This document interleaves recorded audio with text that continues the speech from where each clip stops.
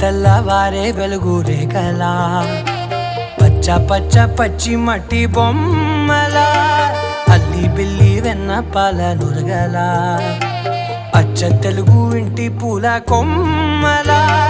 దేవదేవుడే పంపగా ఇలా దేవతే మా ఇంట అడుగే పెట్టెనంట బ్రహ్మ కళ్ళలో కాంతులే